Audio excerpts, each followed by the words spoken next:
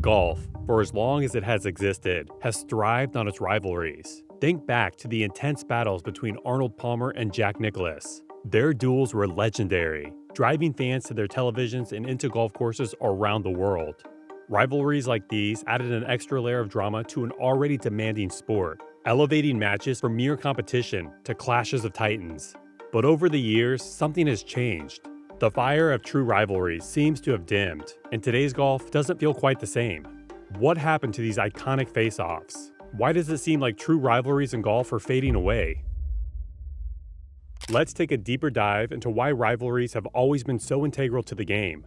In an individual sport like golf, the competition between players doesn't just fuel the athletes themselves. It fuels fan engagement. A rivalry gives fans someone to root for, someone to root against. It adds layers of emotion to each shot, making every bogey a disaster and every birdie a triumph. In golf, where players can't rely on a team to pick them up when they falter, rivalries bring out a heightened sense of urgency and competitiveness. In the past, we saw that with Palmer and Nicklaus, or more recently with Tiger Woods and Phil Mickelson.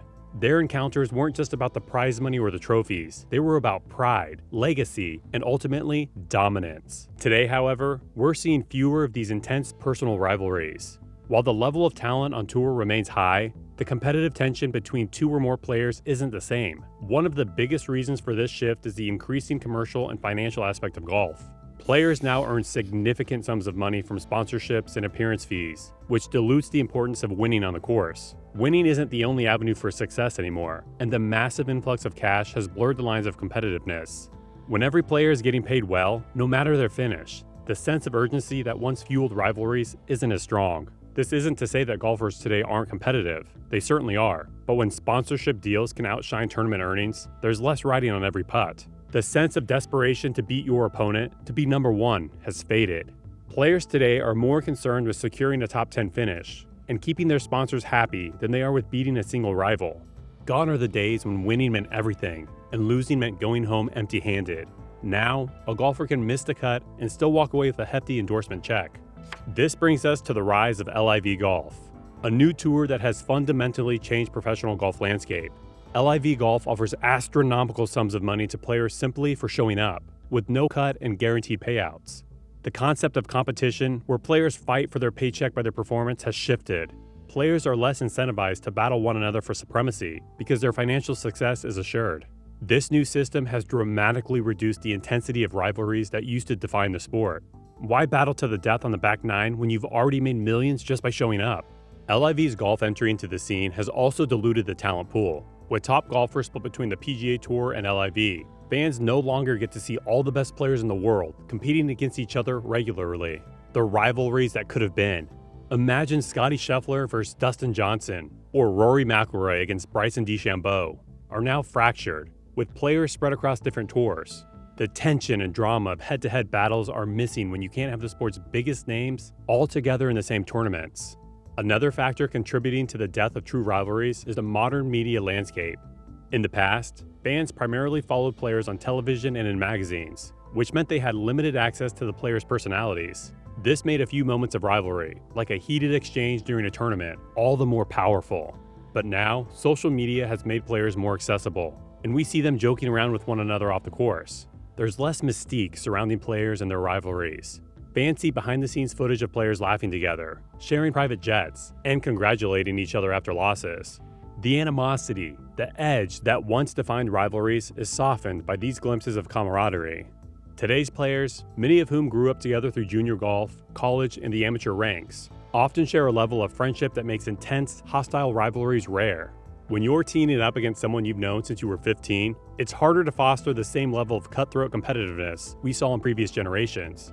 Friendships are great, but they can dampen the fierce spirit that used to define golf's greatest rivalries. There's also the global nature of modern golf to consider. In the past, the rivalry between two players often transcended the game itself. For example, Jack Nicklaus versus Gary Player wasn't just about golf. It was about America versus South Africa, an added layer of drama that heightened their battles. But with players coming from all over the world and international competition now a norm, the sense of national pride fueling rivalries has lessened.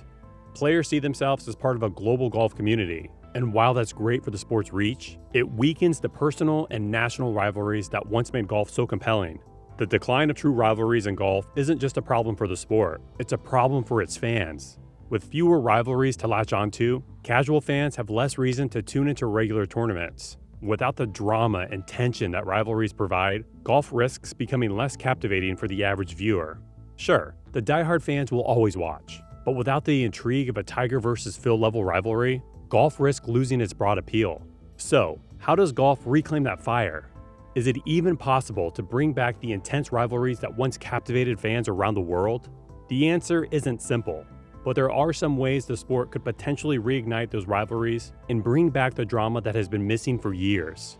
One solution could come from golf's most iconic events, the majors. The Masters, the US Open, the Open Championship, and the PGA Championship still represent the pinnacle of achievement in the sport. These are the tournaments that every golfer dreams of winning, and they still carry the weight of history and prestige that other events simply can't match. If the sport's biggest stars focus more on these majors as their defining goals, rather than being spread thin across various tours and events, we could see rivalries naturally develop. Take, for example, Brooks Koepka. For years, Koepka openly stated that he only cared about winning majors, and for a while, that focus seemed to set him apart from the rest of the field. His rivalry with Dustin Johnson was intense, and their head-to-head battles in major championships gave fans something to get excited about. Majors force players to raise their game to a higher level, and when the stakes are at their peak, rivalries tend to form more naturally. If more players concentrated on building their legacies through major wins, we might see that kind of tension return to the sport. Another possible solution is through team events, particularly the Ryder Cup and President's Cup. These team-based competitions have always brought out the best and worst in players, forcing them to play for national pride rather than individual glory. The Ryder Cup in particular is known for its high level of intensity and emotion, where rivalries are fueled not just by personal ambition, but by the desire to win for one's country. We've seen some incredible moments in Ryder Cup history, such as the famous War on the Shore in 1991, where the US and European teams clashed in a heated contest. Events like these have reignited rivalries, even if only for a short period. But team events can only go so far. They occur once every 2 years, and while they offer a temporary jolt of excitement, they aren't enough to sustain ongoing rivalries. For rivalries to thrive in the long term, we need more head-to-head matchups in individual stroke play tournaments, preferably ones that matter.